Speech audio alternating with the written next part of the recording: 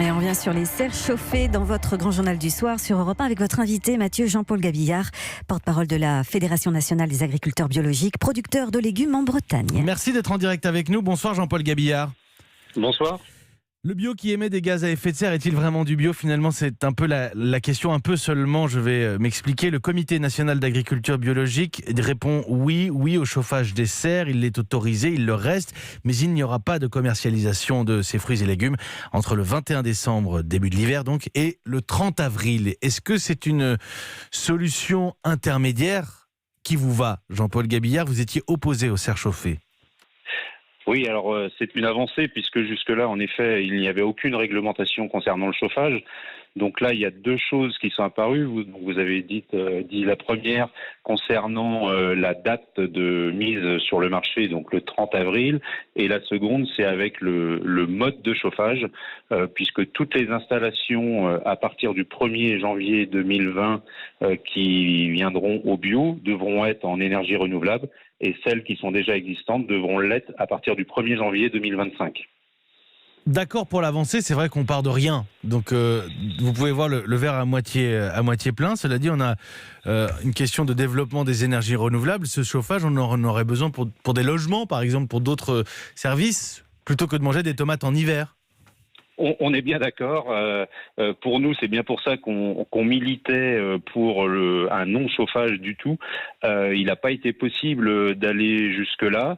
Il y a eu des très fortes pressions en face, notamment des grands groupes coopératifs de la FNSEA, etc. Pour nous, malgré tout, le fait qu'aujourd'hui, on puisse, il y ait vraiment un encadrement du chauffage, c'est quand même une véritable avancée et ça évitera de faire n'importe quoi en bio. Ça évitera de faire n'importe quoi en bio. Justement, vous avez effleuré la question, si je puis me permettre, Jean-Paul Gabillard. Le bio s'est développé à travers les années, les décennies. Beaucoup de gens qui étaient peut-être considérés comme des farfelus au démarrage.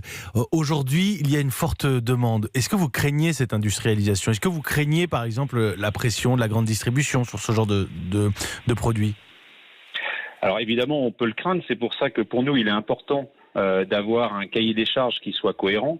Les consommateurs, qui viennent au bio, ils viennent aussi pour la saisonnalité. Et donc, c'est pour ça que, alors, on aurait souhaité que ça soit pas le 30 avril et que ça soit un peu plus tard, mais il a fallu un moment céder sur cette date. Vous êtes dans quelle région, Jean-Paul Gabillard ?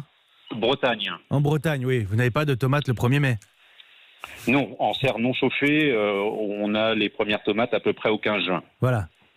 Non, mais il faut le préciser. Peut-être que dans le sud, ça marche un peu mieux, effectivement, mais les serres chauffées, c'est quand même on va élargir un peu les saisons.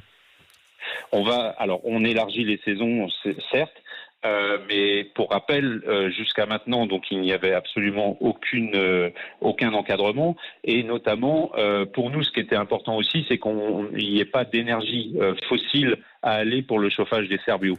Donc ça va, le fait d'être en énergie renouvelable va forcément limiter les projets. On vous a perdu, c'était la fin de l'interview, c'est pas très grave, mais on a perdu la ligne avec Jean-Paul Gabillard, que je remercie, porte-parole de la Fédération nationale des agriculteurs biologiques, qui verra le verre à moitié plein. C'est vrai qu'il n'y avait pas de réglementation jusqu'à présent, c'est une avancée pour Jean-Paul Gabillard de la